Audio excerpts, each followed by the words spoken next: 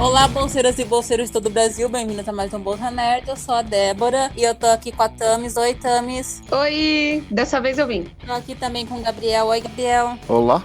Amy, bem-vinda de volta, Amy. Eu vou adiar meu soninho de beleza por vocês. Estamos aqui também com o Alan. Oi, Alan. Oi. E aí? E o Chico. Oi, Chico. Oi, pessoal, beleza? Esse podcast é a parte 2 sobre o estúdio de animação Disney. A gente começou lá aquela vez lá, e vocês já devem ter ouvido que a gente falou da Branca de Neve, Cinderela, e como as princesas estão sempre salvando a Disney. E a gente terminou na morte do Walt Disney.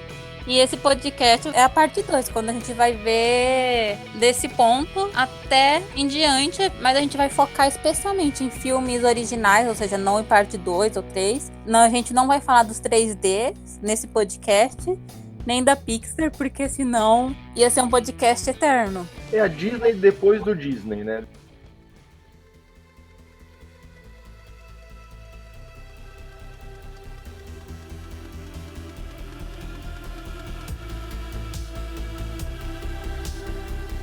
Então, eu quero agradecer mais uma vez ao Alan por ter feito essa pauta. Muito obrigada, Alan.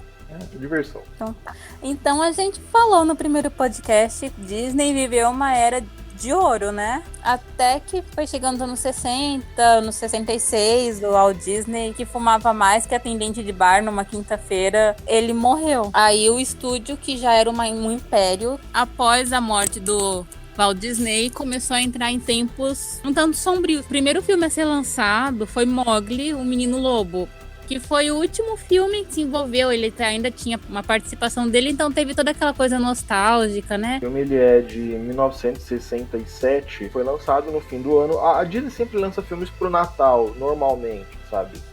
Que é quando uma época mais infantil de lançamento de filmes, de marketing, de tudo que é canto, sabe, e tudo mais. O Walt Disney morreu no finalzinho de 1966 e o Mowgli lançou no finalzinho de 1967. Mowgli, o Walt Disney escolheu o roteiro, ele rejeitou, tinha um cara chamado Bill Pitt. E esse Bill Pitt, ele trabalhou na Disney, ele foi, sabe, cara de carreira na Disney. Começou como animador na Bela e a Fera. Daí virou in-betweener depois, começou a fazer o Pato Donald. Em alguns momentos ele falava, cara, não aguento mais desenhar pato, pelo amor de Deus, me tira daqui. E daí tiraram ele dali, colocaram ele no cinema e ele se deu muito bem. E quando ele mostrou o roteiro do Mowgli, o Walt Disney falou, não gostei, faz um negócio menos sombrio. E ele não gostou desses comentários e vazou. Ele foi embora, sabe? No quesito das músicas também, ele pediu eu não lembro o nome agora, mas ele pediu pros antigos caras que iam escrever o roteiro, a trilha sonora. Ele rejeitou tudo, falou, aí não gostei, chama aqueles caras que fizeram Mary Poppins, que tá maneiro. E fizeram, e enfim, é uma trilha sonora muito boa. Virou até, sabe naqueles demo reel de propaganda da Disney? Sempre toca a música, o Balu, grandão, cantando a música, sabe? Necessário, extraordinário, é demais. Então, essa música foi bem icônica. Mowgli é o último filme da era boa, digamos assim, da Disney. A animação dela, vocês ouviram o podcast passado, o Chico falou de umas coisas do estilo de clean, de finalização do filme, que é uma coisa mais rafiada, mais com risquinhos, sabe? É uma finalização bem legal. E o filme é muito bom, sabe? O filme tá dentro dos grandes clássicos da Disney. Então, não é esse filme que eles fazem uma série de homenagens ao movimento musical da época também? Que eles colocam homenagem aos Beatles, a psicodelia, na hora que ele tá sendo hipnotizado. Se eu não me engano, eles quiseram fazer também uma pequena homenagem a toda aquela onda hippie que tava vindo também, né? Nos anos 60 e 70. Aliás, bem lembrado, os anos, especificamente esse ano, 1967, é o maior ano da música de todos os tempos, assim. Todos os grandes álbuns da história da humanidade foram lançados aí. O melhor do Bowie, do David Bowie, foi dessa época. O Sgt. Pepper's é dessa época. O Pet Songs, o Pet Shop Boys.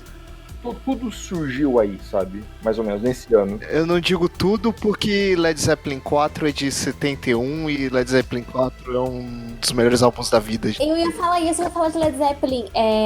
Tem aquele de 69 que tem Roller Love. Como é que chama aquele álbum? Que é o 2. Eu amo os álbuns Led Zeppelin porque os 4 primeiros é muito fácil. 1, 2, 3, 4. Led Zeppelin é fantástico, é uma experiência musical. Ouçam Led Zeppelin, fica aqui o recado. E falando em música, eu acho que é legal a gente pensar que essa era foi bem musical e surgiu um filme bem musical nos anos 70 que foi o Aristogatos. E que é praticamente um clipe animado de jazz, não é uma reclamação.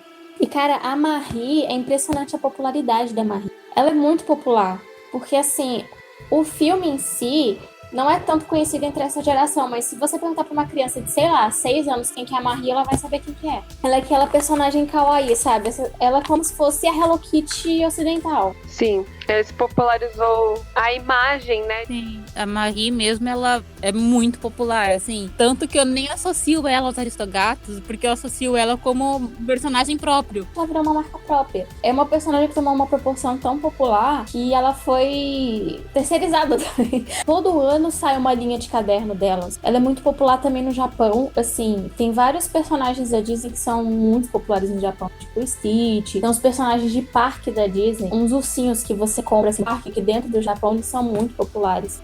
E tá sempre saindo coisa da Marie, viagem, produto de papelaria, produto de decoração, roupa. Ela ficou mais independente do filme, né? Então, gente, em 1973 foi lançado Robin Hood, que sinceramente não me interessa, mas se alguém quiser falar alguma coisa... Melhor Robin Hood pra mim é o Arqueiro Verde, então, e o do Chapolin Colorado. Eu até gosto desse filme, mas eu sei que ele é só uma colagem de muitos outros filmes, né? Eles só colocaram uma skin de raposa e é isso aí. Eles pegaram dança, acho que do Mowgli, pegaram... Eles começaram a fazer que nem no filme, no desenho do He-Man, né? Eles começaram a aproveitar os frames, né? Várias animações. As danças, a própria dança do Mowgli tem no Robin Hood. E assim, mesmo reaproveitado, é melhor que o filme do Kevin Costner. Não fala isso, mas o meu pai vai ficar chateado. Mas é melhor. Eu acho a trilha sonora desse filme maravilhosa. Aquela musiquinha do final é sensacional. Esse desenho é um dos que remete à história, então pra mim é muito legal. Só por isso. Sim.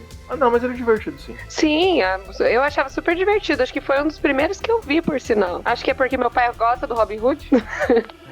Esse filme também tem coisa do Walt Disney, porque no meio desses copy and paste que os caras fizeram, pegaram uma parte de um filme que o Disney tava fazendo, que era o Reynard the Fox, e é bem antigo, dos anos 30, era pra ir pro City Symphonies, mas não saiu, mas aí a galera achou e pegou e reutilizou nos personagens. Eu vou citar por cima alguns dos filmes do período sombrio da Disney, depois a gente vai mencionar eles. O Ursinho Guloso, Bernardo e Bianca, O Cão e a Raposa, O Caldeirão Mágico, As Peripécias do Ratinho Detetive, Oliver e Sua Turma. Tipo, filmes mais esquecíveis, assim. Nessa época, é uma época que a Disney não tava muito criativa com seus roteiros, sabe? Eles estavam repetindo muita coisa, muito parecido, assim. Tava muita empolgação, então eu acho que os desenhos eram muito antigos, era aquela fase, digamos, eu acho que é a fase que as músicas, meu Deus, lá vem música, sabe? Uma hora que eu não aguentava mais, assim, faltava mais ação. Acho que foi um período meio ruim, assim, pra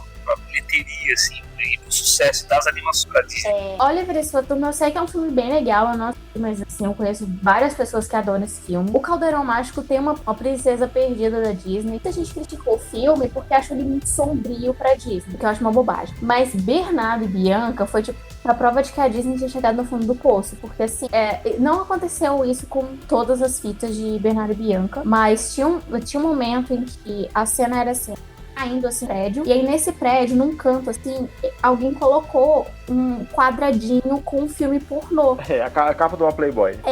Aí teve um recaldo dessas fitas e tal, mas cara, pra pessoa ter tido a coragem de fazer isso, porque é uma situação trágica. Existe uma não sei se fala uma lenda, mas esse foi um momento que os animadores da Disney, não acho que não só animadores, mas o pessoal da produção, eles não estavam assim, tão satisfeitos do jeito que eles estavam sendo gerenciados. Tanto que tem um animador que é o responsável pela animação, vocês vão conhecer, o Fievel. O Fievel foi uma parceria que ele fez com o Steve Spielberg. Spielberg, né? Ah, o Don Bluth, não é? Isso mesmo. Aí ele fez até a dos dinossauros, Em Busca do Vale Encantado. Esse cara falou alguma coisa que eles não estavam tendo, assim, tipo, tanta liberdade pra poder fazer um filme bacana, de volta às origens, sabe? De vez fazer com xerografia, fazer frame a frame, fazer quadro a quadro, fazer uma animação com mais empolgação, sabe? Roteiros assim.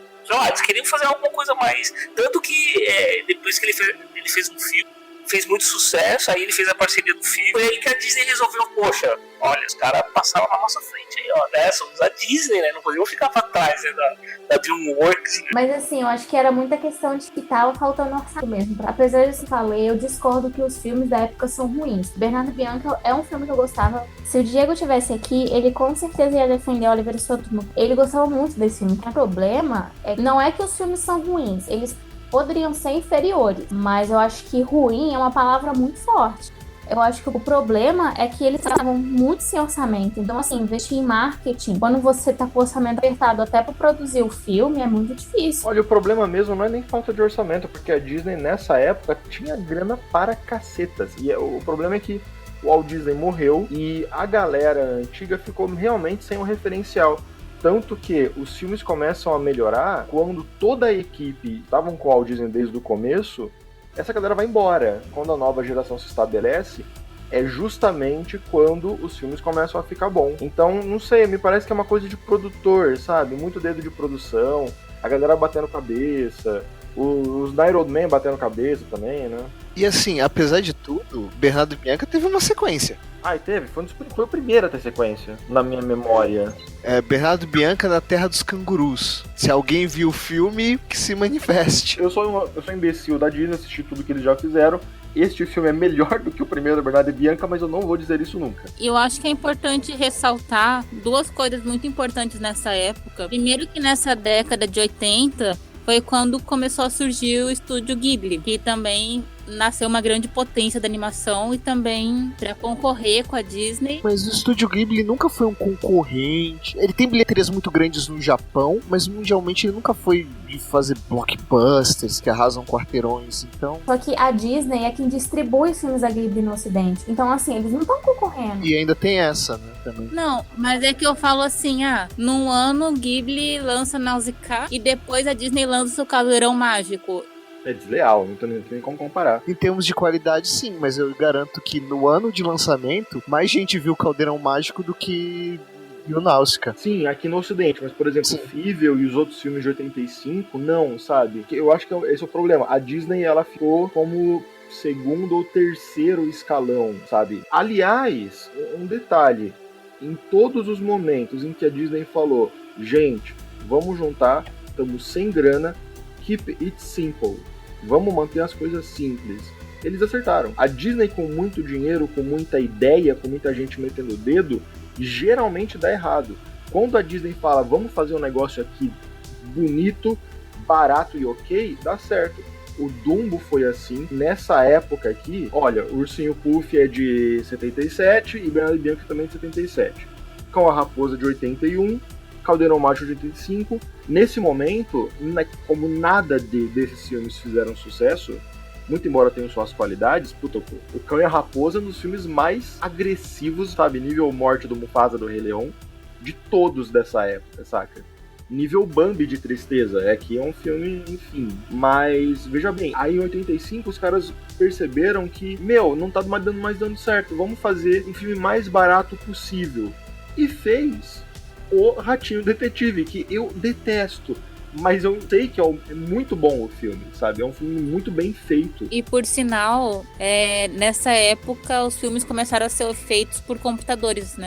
Sim. Sabe, usados por computadores na produção. Já em Caldeirão Mágico foi o primeiro, daí a partir de então.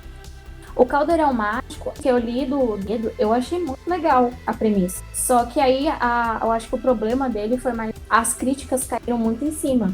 O Caldeirão Mágico, a lenda dele é que ele foi um filme que a Disney até esconde o orçamento dela. Que ele é um filme que eu acho que eles gastaram mais de 22 milhões na época. E parece que é um filme que tava quebrando o estúdio. E ele é um filme muito legal, até porque a ideia dele era de um escritor que fez. Ele é um escritor que era muito conceituado. E a ideia era transformar ele em animação e tal, mas ele foi muito difícil. brincando, usaram muita coisa do livro e tal. E aí lançaram o filme, mas lançaram o filme já sabendo que já não tão tanto tesão como os outros filmes, assim, sabe? Eles que não deram tanta importância pra eles. Assim. Eles lançaram porque tava lá, gastou muita grana, tinha que lançar. Mas eu gostei do filme. Esse filme também vi no cinema, eu achei muito legal. E realmente ele é um filme totalmente diferente daquilo que a Disney propõe, porque ele realmente é um filme mais sombrio, né? Tem um demônio ali, tem vários, na época meio do Senhor dos Anéis, assim. Essa é a grande época do Frank Frazetta. Frank Frazetta é um desenhista, assim, que todo mundo, assim, amava aquele cara ali. Tanto que foi uma inspiração até pra fazer o He-Man também. Ele desenhou muito Conan na época áurea dele. Isso, ele ficava Conan, exatamente. E o pessoal ficava. Frank Frazetta veio assim e foi inspiração pra essa geração dos anos 80 do heavy metal. Infelizmente a princesa desse filme caiu no esquecimento também. Ninguém conhece ela, tadinha. E as peripécias do Ratinho Detetive, alguém tem alguma coisa a dizer sobre? É um filme que, tipo, eu fiquei sabendo que ele existia agora. Tá, talvez não agora, antes, quando eu li a pauta mais cedo. Mas por causa desse podcast. Mas enfim, agora Oliver e sua turma, o filme que o Diego defenderia. Então, muita gente diz que é o filme que é o filme oficial desse filme de 1988. Eu acho a trilha sonora desse filme maravilhosa. E é o filme que dizem que é o real começo do renascimento da Disney, sabe? Mas eu acho que ainda não. Calma, porque o próximo é muito melhor. A gente tá nessa época do lado sombrio, a gente até fala de uma, sabe?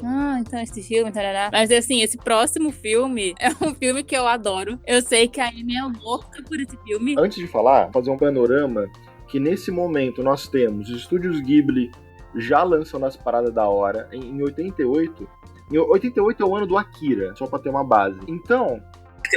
Ele foi lançado em 89, eu acho, né? Eu acho que é 88, sim. Não, o Akira é 88, né? Final sim.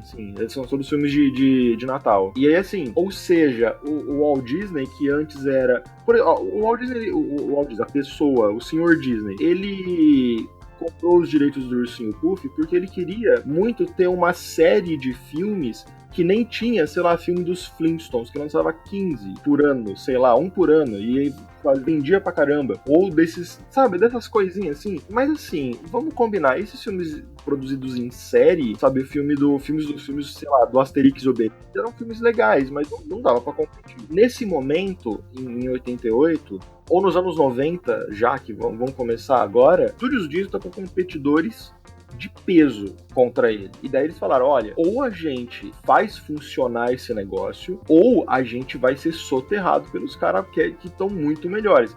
A maioria deles, inclusive, que fizeram escola nos estúdios Disney. Mas, enfim. E aí, com os caras antigos completamente aposentados, os Nine Old Men, eles começaram, cada um foi fazer uma, sei lá, escrever livros, enfim, viver da sua aposentadoria. Foram dar palestra, escrever livro, andar de trenzinho. Todos eles eram malucos por trem. Por isso que a Walt Disney tem um monte de trenzinho, tem várias histórias que tem essas coisas. Aí cada um tinha, tipo, ferrovia em casa, eles ficavam andando o dia inteiro. Sabe, um monte de velhinho com as criancinhas atrás, saca? No bom sentido, tá, gente?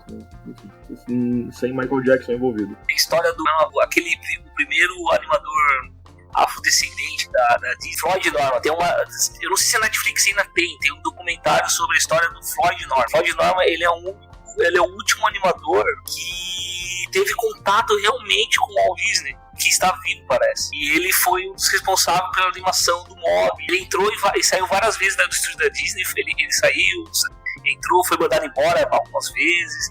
E hoje ele é um cara que tem uma... Ele é um funcionário pra ficar ali, tipo, atendendo a galera ali. Tipo, o cara gosta tanto da Disney que ele deram um cargo, assim, pra ele, como se fosse diplomata, assim, das pessoas que estão visitando o estúdio. É muito legal esse documentário. Floyd Norman é um animador, primeiro afrodescendente a trabalhar como animador da Disney. Eu concordo, porque nesse momento realmente estava vindo muita coisa e a Disney realmente precisava renascer mesmo. Ela precisava realmente vir com alguma coisa nova e fazer animação. Não estou dizendo que as animações desse período, dessa era de bronze, tenha sido ruins, assim, mas é que, tipo, eu acho que o cinema é sempre trazer alguma coisa nova, é sempre trazer alguma coisa que você... Que nem o filme do Homem-Aranha que eu fui ver agora, sabe? Tem que ter alguma coisa, sempre trazer uma substância, buscando alguma coisa, uma renovação. Eu acho que com essa nova renovação que agora surge em 89, né, nessa virada da década aí, realmente eu acho que é, como falado aí, é realmente para poder vir, que, olha, o Japão tá fazendo com qualidade, a DreamWorks tá fazendo coisa com qualidade, entendeu? A Warner tá começando também a fazer animação, então... E a Disney não pode, né? Poxa, gente. E eu acho que grande parte é por causa dessa nova geração que vocês vão falar agora. Chegamos então em 89, primeiro filme do renascimento da Disney. Um filme... Nossa, olha como até já mudou o astral, assim. E eu acho que a partir de agora que a Disney começa a criar mais uma nova geração. Que é quando mais uma vez uma princesa salvou a Disney. E essa princesa agora é a Ariel. Que é um filme fantástico, a Princesa Sereia, a Pequena Sereia. Esse é o segundo filme da parceria Musker e Clements, né? Que foi parceria que fez alguns dos melhores filmes da Disney. Sim, a Pequena Sereia, ele ainda hoje é um filme muito popular entre as crianças, ele é popular entre a nossa geração, entre a nova geração, sabe? As crianças que eu dou, elas conhecem a Ariel, elas gostam, sabe? Virou musical. É um filme que tem um poder muito grande em torno dele, a Pequena Sereia. Foi o renascimento da Disney. Se o último antes se tinha sido até então era Oliver e sua turma, agora foi tipo a Pequena Sereia, foi o que o estúdio precisava. Sim, é um filme completamente mágico, é um filme misterioso, porque, é o fundo do mar, sabe? É um mundo novo, rola tudo isso, e aí tem uma história de princesa extremamente tradicional, como era antes, como era nos grandes tempos da Disney, sabe? Um roteiro muito bem feito. Os dois diretores, nossa, esqueci o nome deles, viu? Musker e Clement. Isso. Esses caras, eles tinham entrado junto com uma galera grande, até o Tim Burton tava no meio. A gente até comentou isso no podcast passado. Essa galera, neste momento, ganham liberdade criativa total. E com liberdade criativa, eles se mostram os grandes. Esse ano, Pequena Sereia completa 30 anos, vai até sair um box especial, né? E, cara, assim, Pequena Sereia tem umas maravilhas técnicas em vários pontos, né? Tem uns easter eggs engraçados, tipo o Pateta no fundo do mar. A Ariel, ela traz uma temática nova pra Disney, porque, assim, a última vez que a gente deve ter visto Sereia foi em Peter Pan, tipo, elas nem são tão importantes assim. A Pequena Sereia, as sereias são as protagonistas. É uma personagem que ela tem um design diferente. A Ariel, ela se destaca muito entre as outras princesas, porque ela não tem aquele cabelo vermelho. Eu acho o filme muito diferente. É um dos meus favoritos também. A Ariel, junto com a Aurora, é favorita. E as músicas são excelentes, são viciantes as músicas. A dublagem é coisa linda demais. A Jodie, ela gravou O Seu Mundo, ela gravou no escuro. Tem até o vídeo dela fazendo isso, porque o diretor queria que ela de imensidão ao redor dela, sem saber o que tem em cima, sabe? Gente, e a vilã desse filme? A Úrsula. Meu Deus do céu. Os tentáculos dela, foi aí que eu falei, cara, eles vieram com tudo. Úrsula maravilhosa. Aquele clímax, eles tiraram a inspiração de um daqueles curtas lá do começo da Disney. Mas realmente, a trilha sonora, agora que você tinha mencionado, eu acho sensacional. Pra mim, a música Aqui no Mar sabe, é o hino da minha infância, assim, eu acho. É genial esse filme. Ele tem um roteiro bom, um design muito bom, uma trilha sonora muito boa. Pequena Sereia tem outro caso de falta de atenção. Eu escuto muita gente falando, principalmente agora na internet, falando assim, a Ariel é muito burra, ela é muito tonta, porque ela deixou de ser sereia, perdeu a cauda dela por causa de homem, não sei o quê. Bem no começo do filme, mostra que era fácil com os humanos. Antes, o Eric foi uma coisa que a Úrsula se aproveitou pra conseguir o que ela queria. Ele foi só assim, a menta na Coca-Cola. Eu adoro, porque eu amo. Eu acho que assim, ela tem uma personalidade muito forte, apesar que falam que ela é boba, mas ela tem muita personalidade. Uma das primeiras princesas a ter mais palavras, mais imperativa, sabe? Porque ela queria, ela era teimosa, ela desobedecia. É verdade. Existe uma falta de alma da galera. Não consegue perceber o tanto de grandeza que tem na Ariel em falar que, eu quero ir pra um mundo que ninguém nunca foi, todo mundo tem medo, fica aqui no marasmo, na rotina do mar. Ah, beleza, super legal, musiquinha, mas, eu quero mais. Como é que não vê essa música? Ela é a primeira princesa protagonista de verdade da sua história, né? Uhum. Mas assim, apesar que assim, eu tenho que concordar com o Sebastião, que o mundo humano é uma bagunça. Nisso eu tenho que concordar com ele. Lá no fundo do mar também deve ser. A menina é princesa, ela vive no castelo. É uma coisa meio de Buda, né? Uma coisa meio Deus, né? Ela vê que quer sair um pouco dessa ela vê, apesar de ser princesa, ela é uma prisão, ela não tá tapete. Porque ela sente que é falso, ela sabe que existe mais. Aí ela fala, aliás, esse negócio do Buda é perfeito. Ela sente dentro dela, mesmo nunca tendo visto, ela sente que aquilo lá não é a realidade da situação toda que ela se encontra, saca? Então ela fala, eu quero lá ver. Eu vou buscar a primeira onde todo mundo fala que não é bom, que é nos humanos. Vamos ver isso aí. Era disso que eu tava falando, é protagonista da própria vida, né? Ela não depende de outros, ela que quer fazer as coisas. É nesse sentido de protagonista, sabe? Tipo, de ela assumir o controle da própria vida, mesmo que ela tenha que errar. Tem uma coisa que eu não gosto em Pequeneia, eles fizeram aquele vestido dela, o vestido do baile, estelo rosa. Porque assim, tem meio que uma regra, não leva em relação entre aspas. E pessoas ruivas não devem nunca usar rosa. Pessoas ruivas não devem usar rosa? A pessoa fica parecendo um salmão. Eu tô falando isso na brincadeira, mas quando você fala de cor, são duas cores que não casam. E tanto que a Disney, ela, nas imagens promocionais de produto, eles mudaram a cor do vestido dela. Agora eles fazem verde água. Porque não fica legal aquele vestido rosa. É o único defeito, assim, que eu consigo pensar pra Pequena Sereia. Sim. Chico, eu tenho uma pergunta pra você. Pra quem não sabe, o Chico, ele é quadrinista. Ele escreve histórias tipo que se passam no mar, o Menino Caranguejo, a Turma do Mangue, essa coisa. Tipo, a Pequena Sereia tem alguma influência no seu trabalho? Claro, na verdade, todos os elementos que tem a ver com o linguado, Sebastião, né?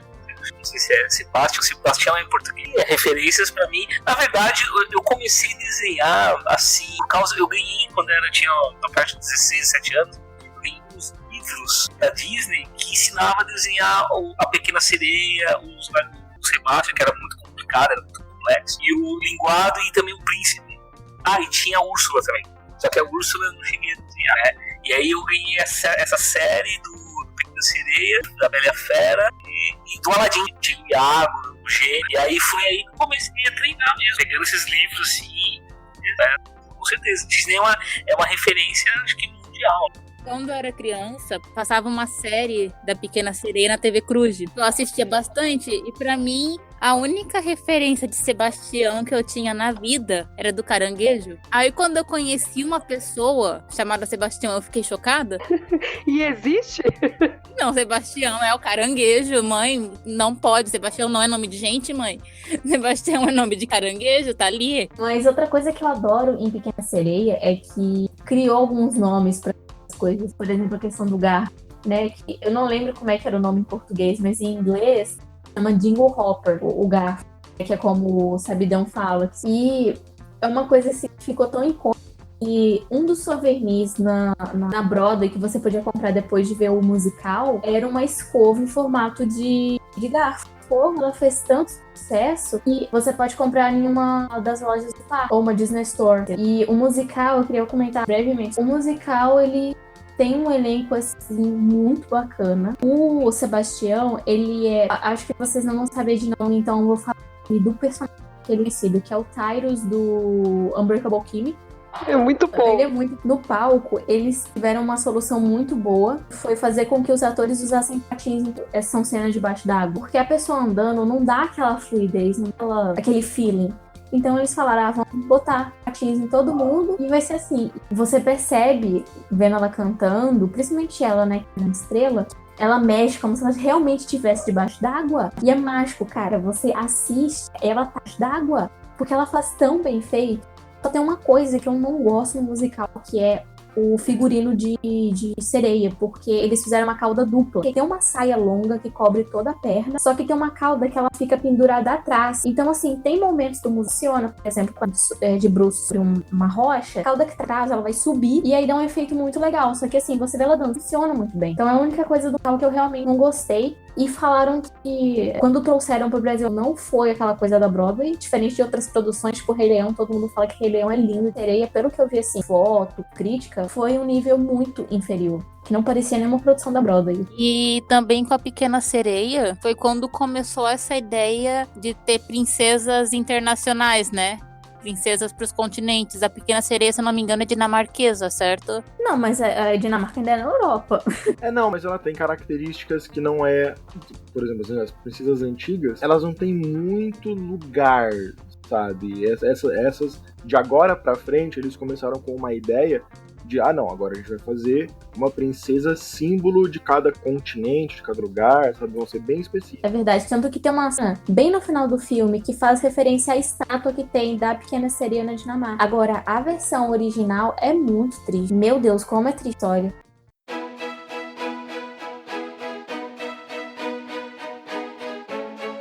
Então vamos falar de coisa boa, que o próximo filme, na verdade esse podcast só existe por causa desse filme, porque eu queria gravar um podcast só por ele, só que ele disse assim, ai não. Eu falei, então vamos falar da Disney pra poder chegar lá. Então enfim, chegamos onde a gente queria chegar, que é A Bela e a Fera. Gente, melhor filme da vida. E assim, eu acho que se tem uma princesa que rivaliza com a Cinderela em popularidade, porque quando lançou o live action da Bela e a Fera, a gente viu o poder que ela tem, sabe? Exatamente. Fez muito dinheiro, o marketing foi muito grande, uma princesa muito popular. É um filme muito popular, só que eu acho que outras coisas foram muito pra alarde em torno do filme. Por exemplo, o elenco. Emma Watson, né? Geração de pessoas que assistiram Harry Potter e Emma Watson. Então, assim, eu acho que foram vários fatores que contribuíram. Mas esse Malévola teve o mesmo marco forte, que era a Angelina Jolie no papel principal. E sim, eu acho que Cinderela, o live action, ele foi bem. Os live actions que mais agradaram, assim, o público em massa foram Malévola e Cinderela. Eu acho que eles tivessem pegado uma atriz conhecida. É sim, Mowgli, mas assim, você não acha produto de Mowgli assim, sabe? Eu vivo vendo produto da Cinderela do live action. Mas eu acho, assim, que a Bela e a Fera ela até foi lançada no ano que eu nasci, mas a Bela, eu digo que se a gente falou que a Ariel começou a ser a nova princesa, aquela que começa a ser a protagonista da sua vida, assim, a Bela chegou pra ser, tipo, a nova princesa.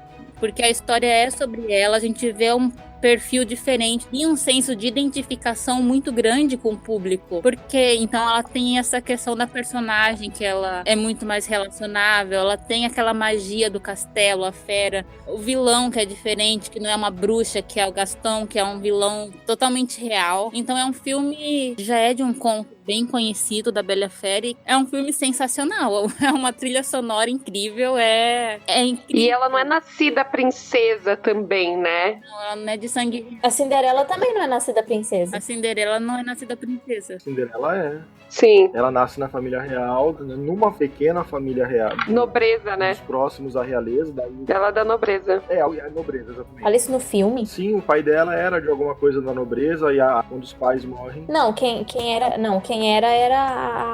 a Branca de Neve. Não, a Branca de Neve era a princesa. A Cinderela era da nobreza, só que ela acabou jogada de escanteio por conta da morte do pai. Gente, eu não lembro disso. Sim, tanto que a madrasta foi convidada pro baile, então... Sim. Eles já eram ali relacionados. Mas eu achei que pro baile eles tinham convidado meio que várias moças do reino, assim, porque...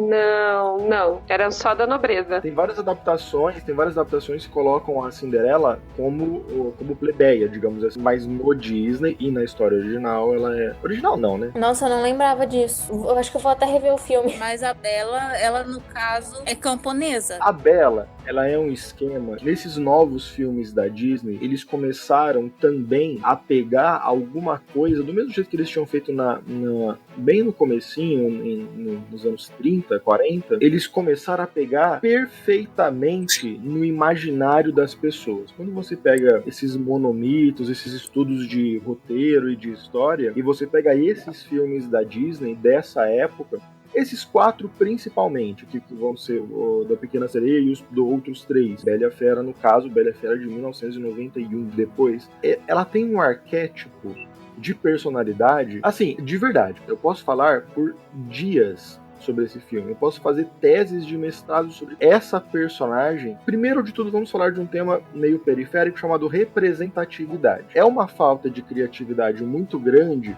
você exigir, por exemplo, que pra um menino... Sabe essa coisa de menino ver filme com personagem menino? Menina triste é a criança que é tão burra e que tem pais tão despreparados pra entrar nesse esquema que menino só pode se identificar com o personagem menino e menina só com personagem menina. Resumindo, menino veste azul, menina veste rosa. Pelo amor de Deus. É triste isso. É uma infância ruim. A Bela...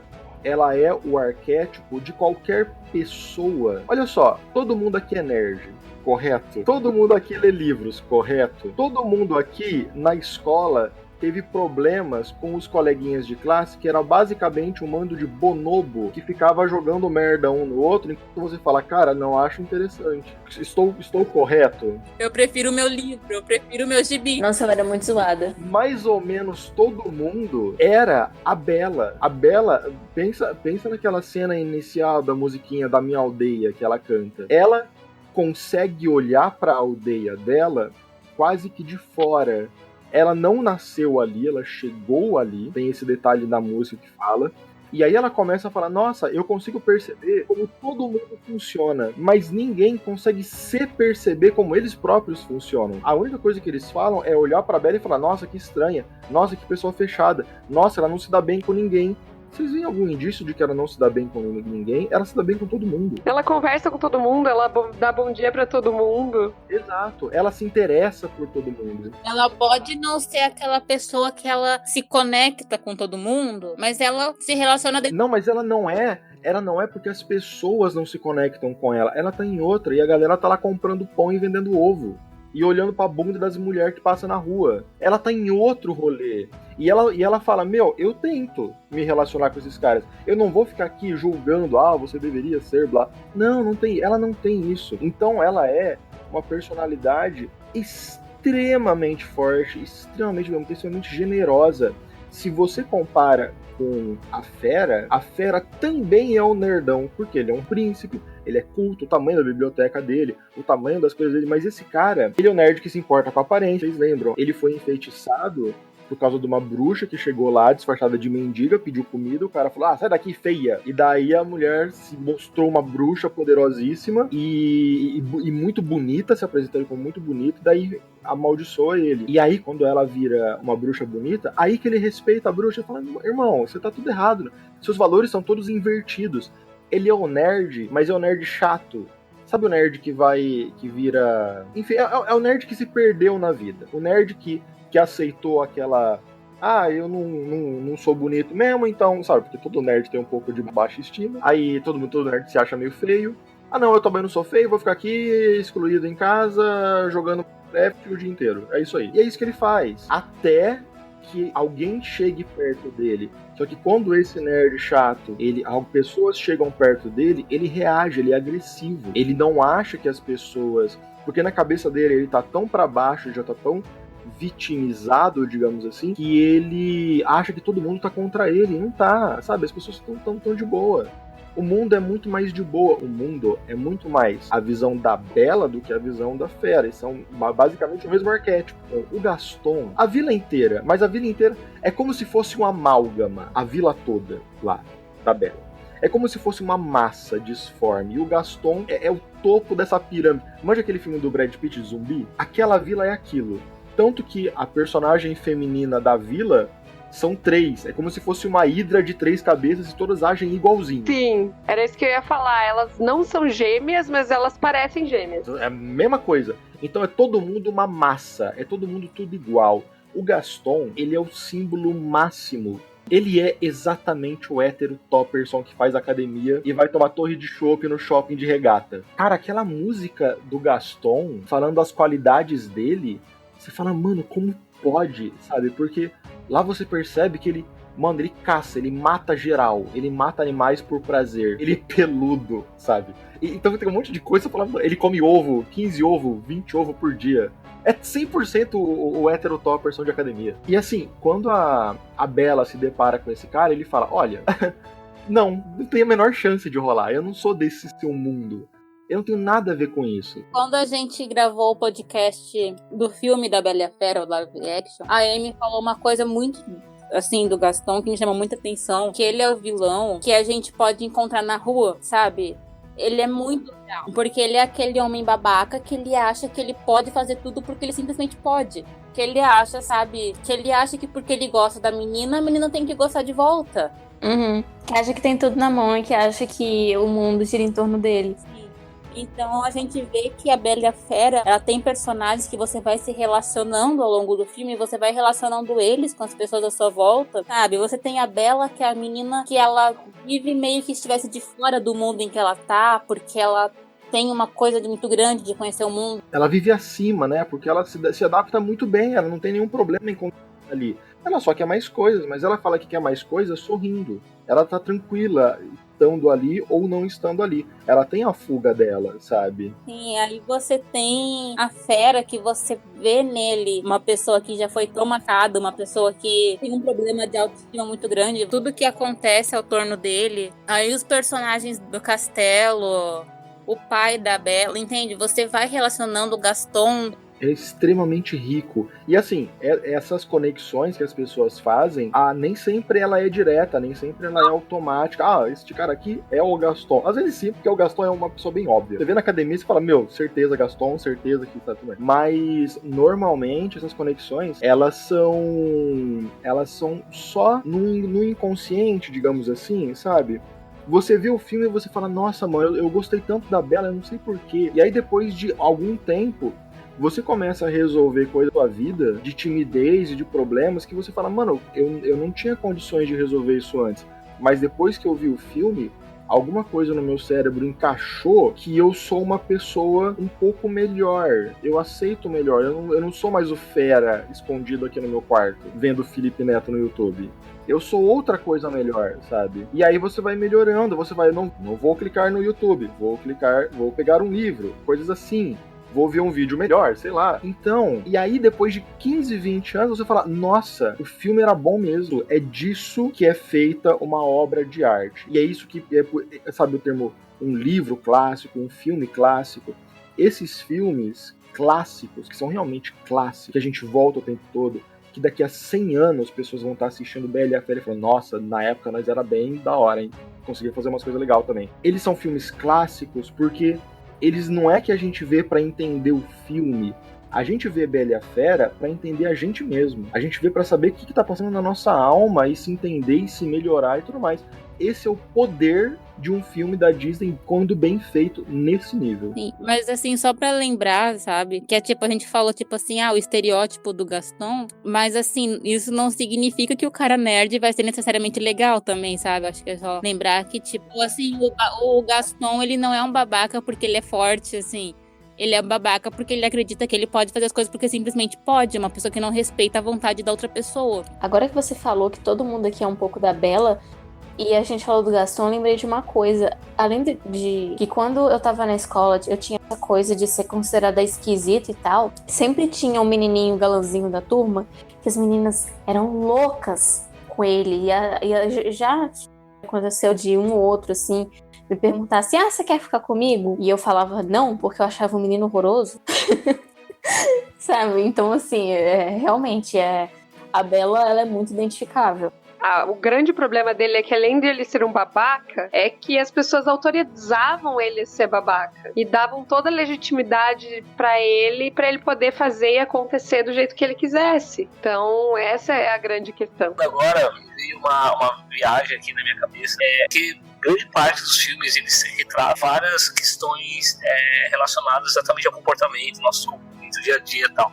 Aí fazendo talvez um paralelo, a gente pega nas histórias da Disney a questão, por exemplo, da inveja, da vaidade. E quando aparece o Gaston, não sei como é que fala direito, mas quando aparece esse personagem, ele traz uma vaidade masculina na qual não tinha, talvez nenhum ponto, a gente não tinha isso nos outros filmes, isso uma reflexão, por exemplo. Você tem a vaidade, por exemplo, da bruxa da Branca de Neve, né, que ela quer ser mais bonita e tal, ela não admite a Branca de Neve ser mais bonita que ela. Aí você vê, no caso dele, né, tirando a vaidade masculina que vocês estão retratando, que essa questão de você ser o rei, você querer dominar tudo e você não admitir uma pessoa, no caso a Bella, né? Tipo, na verdade ele não gosta dela, na verdade ele não admite o fato que ela não gosta de mim, então ele tenta obrigar ela, sabe? E ela foge, né? E aí você tem todos os personagens da Bela e a Fera fugindo de cada um do seu conflito, né? Porque eu gosto muito dos personagens que viraram objetos desse desenho, né? Do mordomo, da família lá, que é a família que virou xícara ali, né? E cada um ali, né, tentando, no fim, cada um tentando, de certa forma, cada um tem o seu estilo ali e tal. E eles ensinando aí a Bella, né, a reconhecer exatamente os valores que estão muito mais, digamos assim, dentro da gente do que fora da gente, né? Mas essa questão também de você ver que as pessoas da vila que deveriam levar uma vida em torno de si mesmas e de procurar se conhecer e de procurar ter personalidade, não tinham. Já os objetos, né, que deveriam ser sem vida e ser só úteis, eles têm muito mais vida do que as pessoas que podem, né, ser úteis, fazer alguma coisa da vida delas, criar uma personalidade. Então os objetos têm personalidade e as pessoas não. Vou fazer um paralelo com filmes de zumbi da atualidade. Pensa num zumbi, é um ser que se mexe, mas não tem alma. Agora, sei lá, pensa no Stephen Hawking. É um cara que mal se mexia, mas a vida dele transbordava e era um absurdo.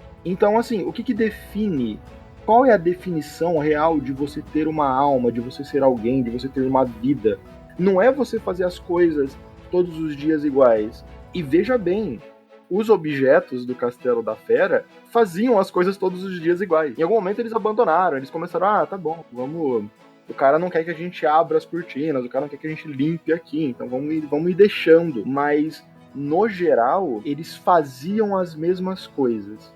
Mas quem que era vivo era a galera que eram os objetos, no caso. E assim, eu acho que o filme, ele também tem uma coisa muito forte do ódio contra o diferente. Que, sabe, se você não entende, você quer destruir. Porque a partir do momento que eles veem a fera, a reação das pessoas é o medo, a gente tem que acabar com ele.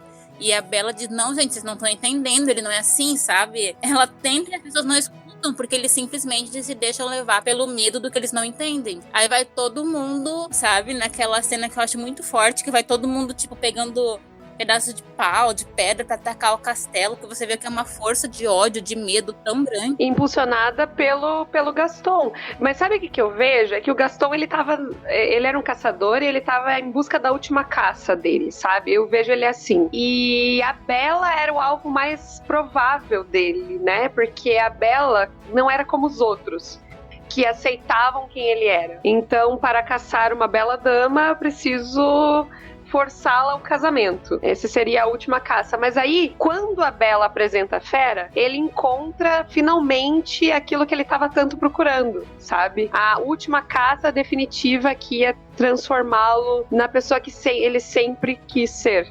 E aí ele vai com toda a força e impulsiona todos da vila para que vão com ódio, com raiva, que eles não entendem, mas que vão atrás da fera para caçá-la. Mas quem vai para, na verdade, caçar, e não é bem caçar, porque é ele que vai à caça, né? Os outros vão apenas como uma retaguarda para ele. É essa imagem que me traz. É uma coisa até pro mundo real, tipo, até pro nosso mundo, né? Percebam que sempre quando rola um preconceito bem absurdo desse jeito, sempre tem algum interessado em alguma outra coisa aumentando esse preconceito, saca? Sempre tem uma vontade política, digamos assim. O Gaston, mano, sinceramente, ele tinha algum medo da fera, beleza, mas lembra que ele tinha um plano real de casar? O objetivo não era matar a fera, era só ele ser o mais fodão de todos, ele conseguir poder em cima da Bella. E aí, esse cara consegue criar na sociedade uma histeria pra galera ficar preconceituosa, mas ele em si, não sei nem se ele tinha isso, não sei se ele tinha capacidade mental de ter preconceito, saca? Ele queria mais um troféu pra masculinidade dele. Tem isso também, né? Como eu falei, é a última caça dele, né? E aí, automaticamente, a Bella se renderia e ele teria tudo que ele sempre quis, né? Ele tava cagado de medo da fera. Ele queria exibir a fera e colocar a cabeça dela em cima da poltrona e fazer o corpo de tapete.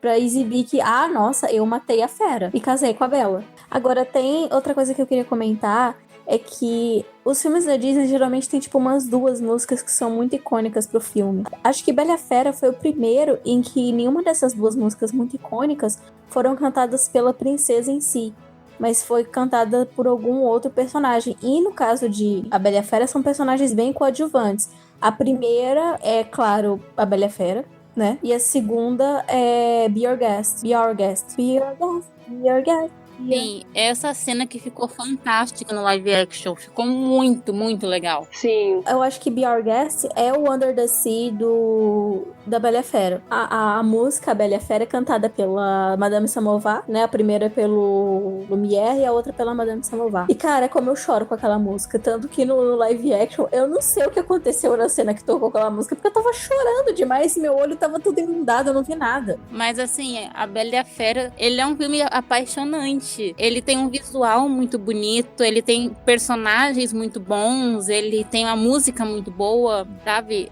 Eu acho é sensacional.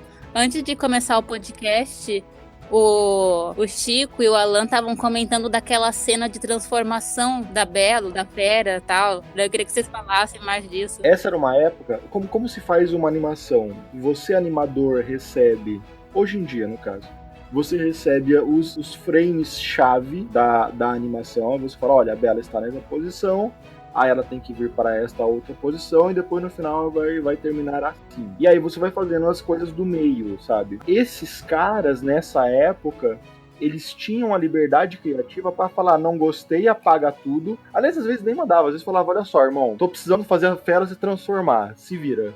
E o cara, é nóis, manda aí. Como é um podcast, não estamos na televisão, não teria nem como eu mostrar as imagens pra falar, olha isso aqui, que da hora. Mas são prodígios de animação, sabe? O filme inteiro tem cenas. Putz, tem essa da transformação, tem a cena da Bela, não sei se vocês lembram, da Bela girando num campo de flores, falando quero viver num mundo bem mais amplo, não sei o quê. Essas coisas todas são tecnicamente muito bem feitas. Uma das cenas também que nesse filme, que na época do desenho chamou muita atenção são a produção de animação e tecnologia, foi a presença da parte de computação gráfica mais em polígonos, em 3D, né? A cena ali do Hal, que ela desce a escada, e ali aquela cena é uma tomada, reparem que é uma tomada que a câmera, ela tá em movimento, né?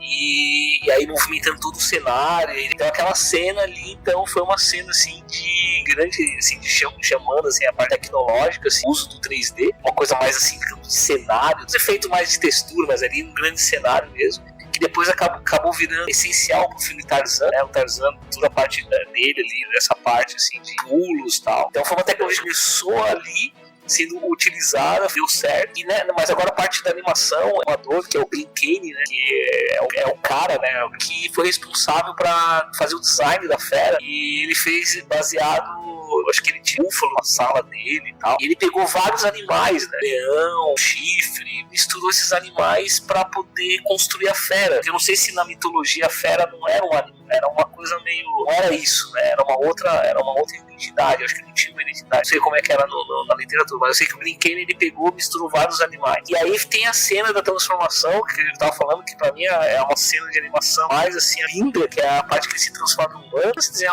a Fera com aquele monte de pelo, um monte de dente, né, e aí fazer ele se transformar, ele flutua, e vem aquela magia e tal, ele veio, foi fantástico, foi aquela coisa que os filmes de animação, qualquer filme você vai, o que vai ter de efeito, de visual, assim, que vai empolgar. Eles usaram bem a expectativa também, né, nessa parte. Eles prolongaram até um pouco mais pra criar toda aquela expectativa de você saber como era a Fera. Isso, tem um show de luz, raios, o Shrek, né, quando a Fiona tem um pouco disso também, né? Só que tem uma quebra de expectativa ainda maior. Shrek eu acho uma grande paródia de tudo, né? De princesa e... É a Lady Gaga dos animações. Dessa transformação da Bela e a Fera, eu acho que como criança, você fica fascinado, na verdade, né? Você não consegue tirar o olho dali. É sensacional. Não é só jogo de luzes, é até o próprio som que ajuda. E a tua expectativa junto. A parte mais mágica é a transformação mesmo, né? Sim, sim. É a apoteose do filme, é o clima. E fica marcado, não adianta. Cena da dança deles e a transformação são aquelas... Quando você fala de Bela e a Fera, já vem pra você. Filme em 1992 concorreu ao Oscar de melhor filme. Não existia ainda a categoria melhor filme de animação. O primeiro filme, Branca de Neve, ganhou um Oscar ali, sabe? Pô, parabéns. Toma aí, Oscar honorário da vida. Quando lançaram o Cinderela, foi pensado de colocar como melhor filme, porque era outra obra-prima. Nesse momento, os caras não tem como parar a ideia de colocar. Então, concorreu como o melhor filme no Oscar contra o Silêncio dos Inocentes, que ganhou tudo na época. Howard Ashman ganhou um Oscar póstumo de melhor canção. Ele escreveu junto com o Alan Menken, que fez um monte. O cara ganhou acho que 8 Oscars. Se eu não me engano, esse cara é a pessoa viva com mais Oscars na mão. Ele tem 8. Ele ganhou, eu acho que, melhor canção original e melhor trilha sonora com Pequena Sereia, Rei Leão, com esse, Bela e a Fera e com Aladdin. Alguma coisa assim. O cara levou tudo nos anos 90. Tudo dele. Mas também, né? Merecia.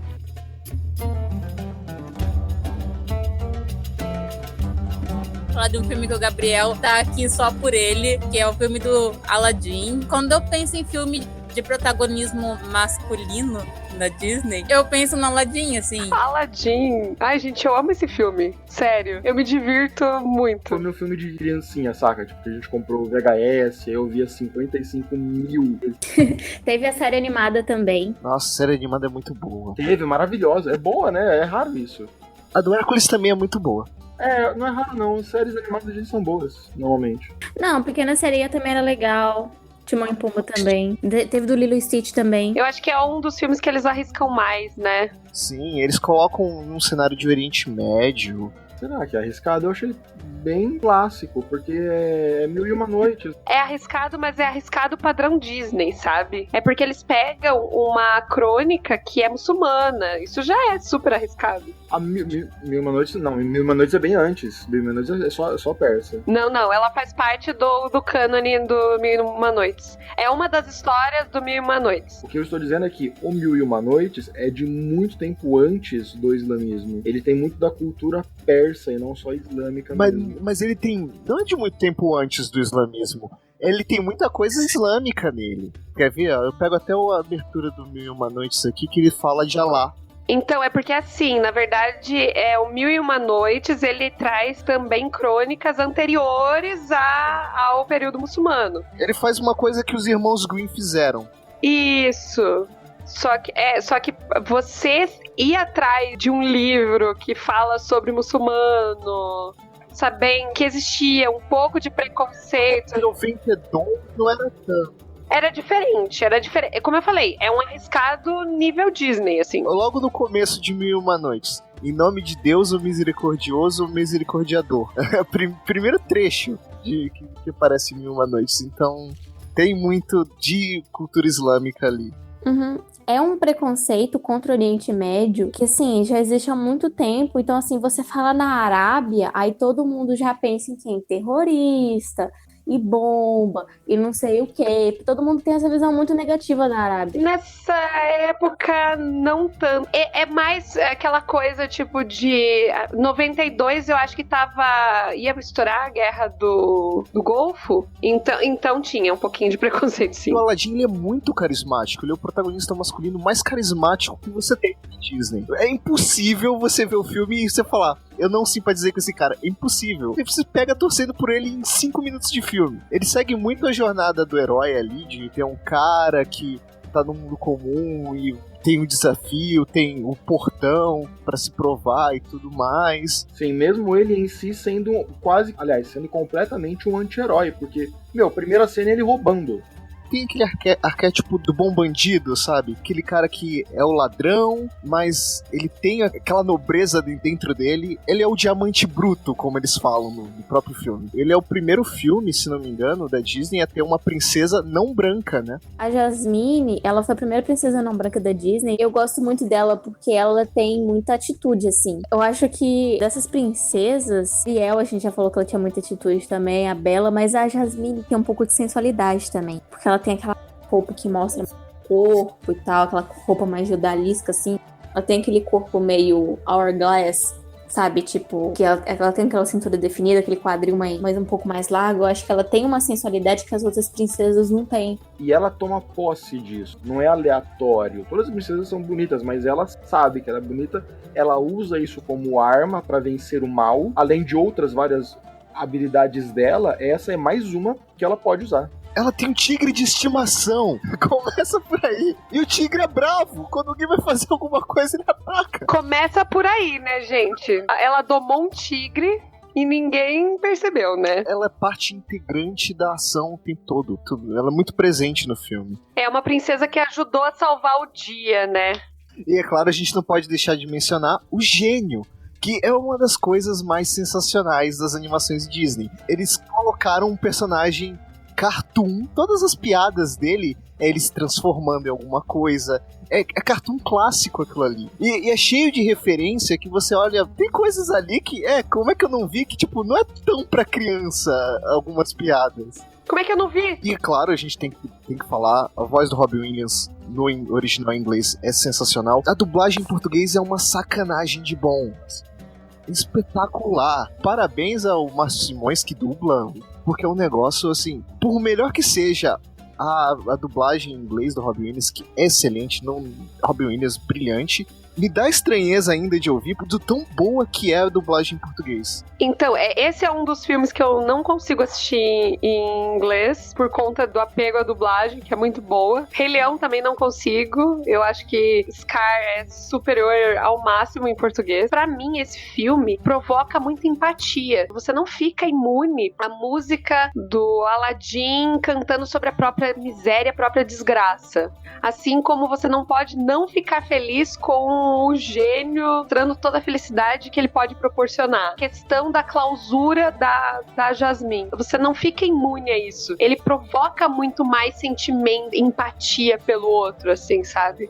O momento do tapete é um dos momentos mais sensacionais de todas as animações, assim. Você se sente voando com eles ali. Eles te pegam na sua mão e, tipo, vem com a gente. É uma experiência sensorial também, né? Sensorial, empática. E é muito legal também, tem personagens que não tem falas, e a comédia deles é só física.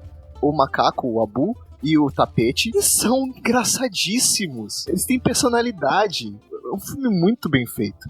É legal que todos os personagens, em algum momento, têm um bem importante. Eles não negligenciaram nada. O filme é perfeitamente fechado em tudo, sabe? E tem um final bem emocionante do momento que o Aladdin libera o gênio. A mesma análise que a gente fez com a Bela e a Fera, dá pra fazer em todos. Mas, enfim, eu não vou fazer em todos. Mas do Aladdin é legal porque, assim, ele começa o filme como um anti-herói e se torna um herói clássico. Ele é um bandido. Ele resolve as coisas. Ele é assim, enfim, é meio pesado falar que ele é um bandido. Não, ele é um bandido de fato. Ele é um ladrão. Ele rouba pra comer, mas ele é um ladrão. E aí, ele tem essa coisa. Ele é um malandro carioca clássico. mas é real. Ele resolve as coisas na mutreta. Ele vai lá. Ele tá preso na caverna, ele quer sair da caverna e ele vai resolver, mas ele não quer gastar um desejo. Então ele faz um mind games no gênio e sai.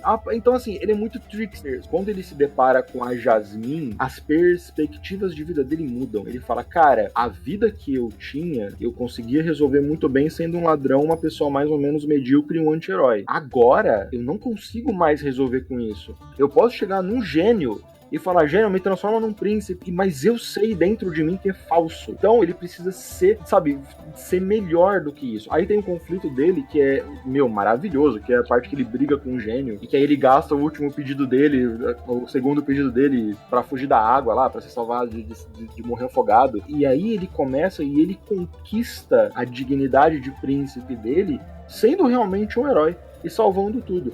A cena final do filme, como ele vence o vilão final, também com Mind Games, é o momento em que ele junta toda a vida dele e ele fala, olha, eu era um anti-herói, e daí eu tentei deixar de ser um anti-herói pela mutreta, não funcionou, então agora eu estou assumindo a minha personalidade, eu estou assumindo as minhas qualidades e os meus defeitos também, mas eu estou usando isso para uma coisa que é boa e que é valorosa. E aí ele se torna o grande herói mesmo, aí ele se torna realmente um... E você comentou do vilão? Que baita vilão.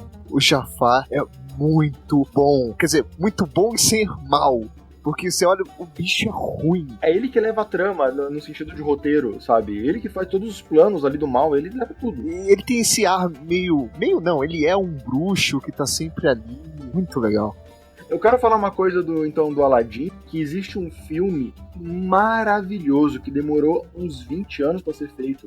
Porque é mais ou menos o filme que o Richard Williams, que é o cara... um dos grandes nomes da animação do mundo, é um filme que ele tava estudando e fazendo Cara, não tem como não ter inspirado o Aladdin. O Jafar é idêntico, o tema é mais ou menos o mesmo. A princesa e o plebeu árabe. Pra vocês terem noção, o Jafar esse filme se chama A Princesa e o Sapateiro. Eu tô traduzindo livremente, porque eu não me lembro de versões em português desse filme.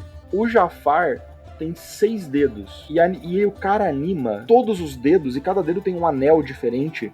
E é, meu, que filme louco. E o negócio ficou completamente psicodélico, porque ele começou nos anos 70. Mano, assistam esse filme também, A Princesa e o Sapateiro. O jeito que um personagem lá anda, ele tá andando num tapete lá, entrando com toda a pompa de sheik árabe, sei lá. Meu, ele, pra cada passo que ele dá, a ponta do sapato dele enrola, desenrola, aí ele dá um passo pra cima.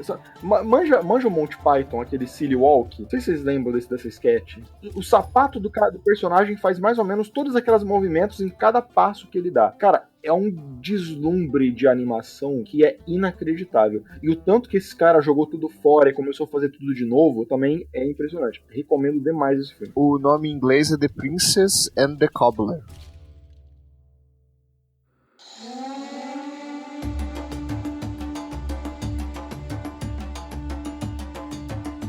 Diego, você tá aí? Tô, mas antes eu gostaria de dizer uma coisa. Vocês falaram da dublagem do Jafar. Gostaria de dizer que o saudoso Jorge Ramos, dublador do Jafar em Aladdin, ele na verdade estava apenas treinando, porque ele faria o seu grande papel como dublador no filme seguinte.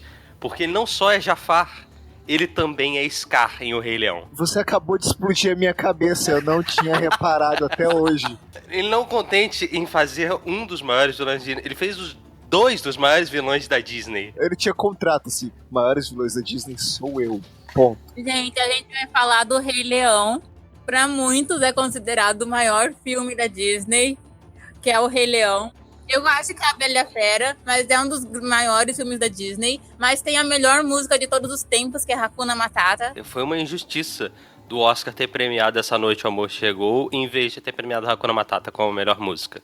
Ah, mas tudo do Elton John, ele ia levar pra casa de qualquer jeito. É verdade. Sim. Tudo dele. Isso é legal. Mas o Elton John, essa máquina. Eu vi uma entrevista com o Elton John, que um cara perguntava na plateia: ah, vem cá, é verdade que você consegue fazer música com coisa assim na hora? Aí ele falou: ah, dizem, né? Aí o cara, eu trouxe aqui o manual da minha máquina de lavar e colocou na frente do cara. E o maluco fez uma música com a porra do manual de instruções da máquina de lavar. E a música ficou boa, tá ligado? Se ele vender isso, ia ganhar alguns milhões.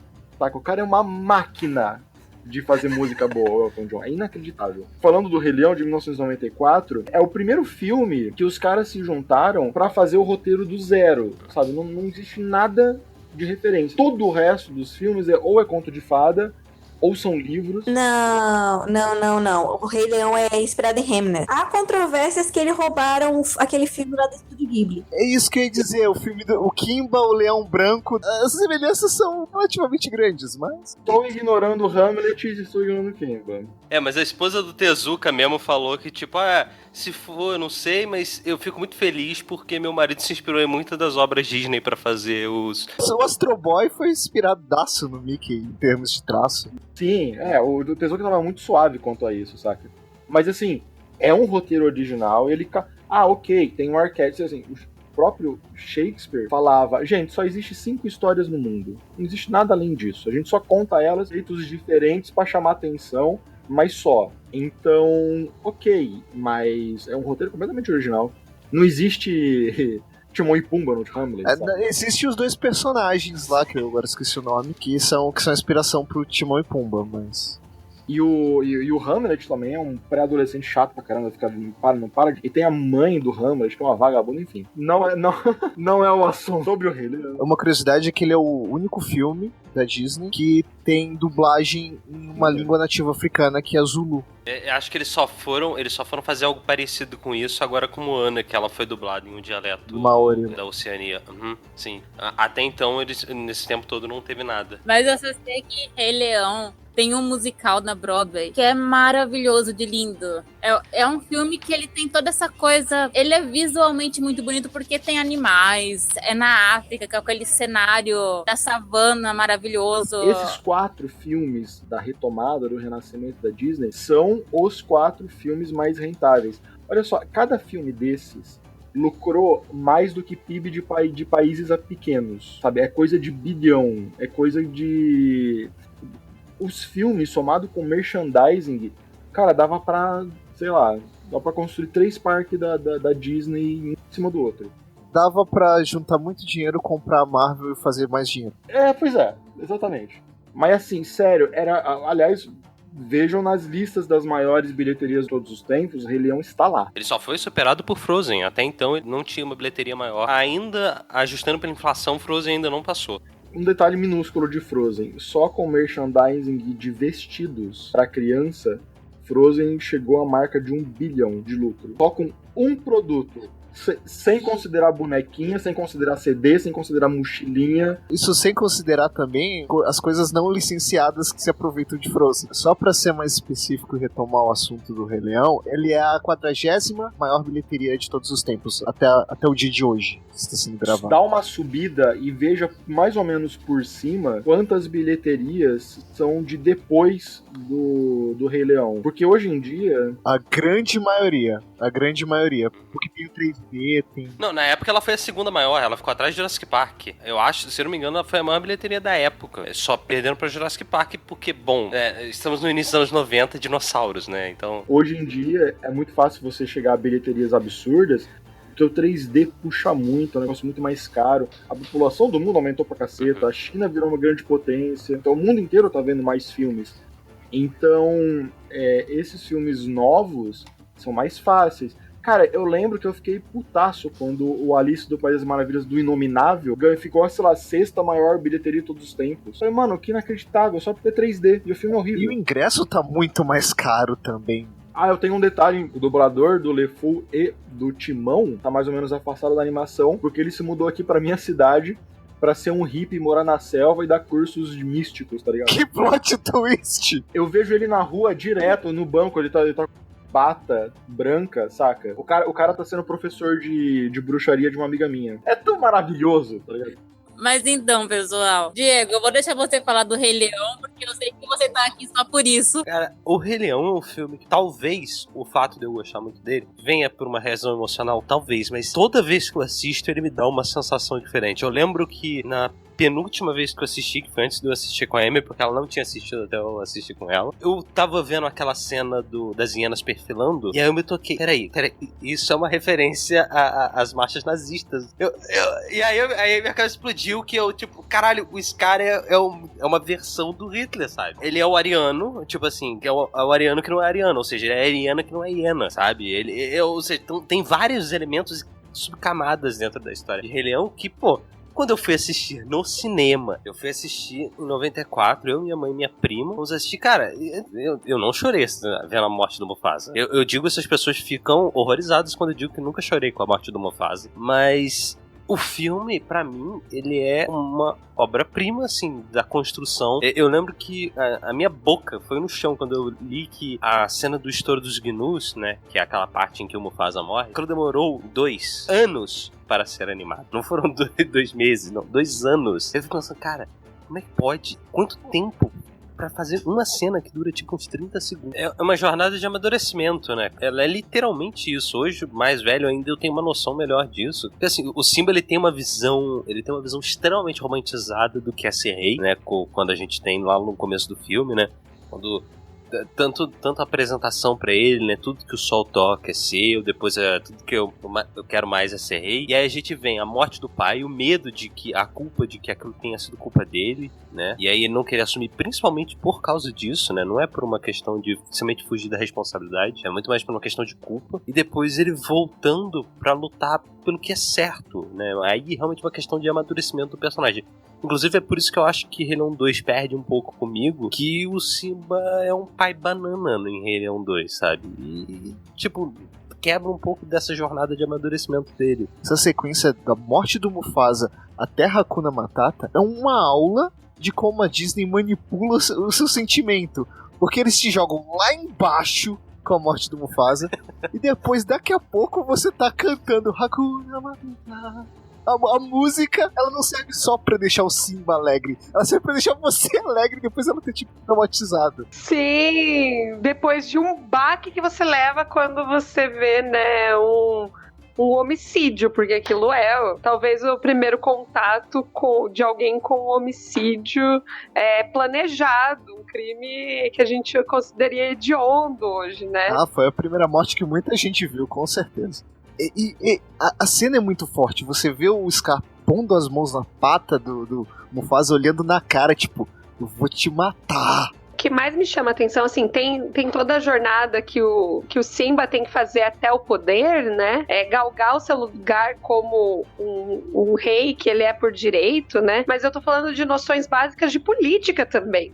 O que é uma monarquia, o que é hereditariedade, o que é você ser incompetente pro poder, porque assim, se você pensar, o Scar, ele era o primogênito, ele tinha direito ao trono, mas por uma questão de incompetência, foi passado pro filho mais novo, né? A tentativa também, né, de um golpe de estado do Scar, né, porque o assassinato, na verdade, não foi por não gostar do irmão, mas sim porque era um golpe de estado que ele mesmo estava dando, né? Tirando ele e o herdeiro do poder, porque o herdeiro não tinha condições para assumir. Toda a questão do totalitarismo ali também com as hienas, né? E sutil! E o Scar é dissimulado. Isso é legal do personagem. Logo no começo com o Simba, ele... Não. Ele tem muito do próprio Jafar também, de ser dissimulado, de ir pelos cantos. E quando ele assume, ele se prova um líder completamente incompetente. Exatamente. O que comprova lá do começo porque ele não tinha chances do trono. Porque ele é um mau administrador.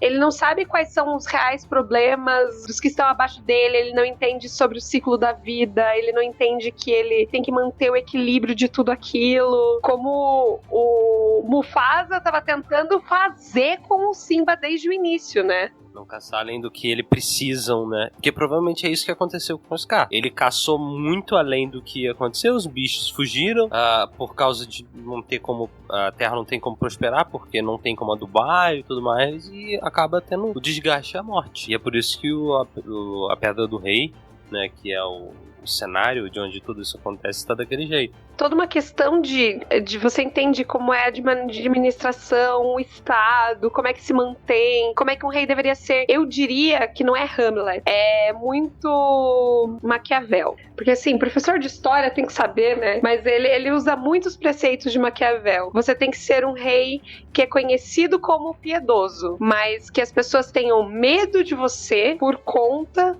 do que você pode fazer de cruel. Ele, afinal de contas, ele é o leão, né? Ele não deve usar mais do que ele precisa. Ele pode ostentar? Ele pode. Na medida em que isso não prejudique o povo. Então, ele pegou muitos fins justificam os meios, que é algo que Maquiavel nunca disse, mas é aquilo. Que o rei seja amado e temido, que é o perfeito, que era o Mufasa, né? Mas se ele não pode ser os dois, que ele seja temido. E aí, ele mostra todos os problemas de você ser apenas temido. E o Rei Leão ainda tem outra coisa, que é...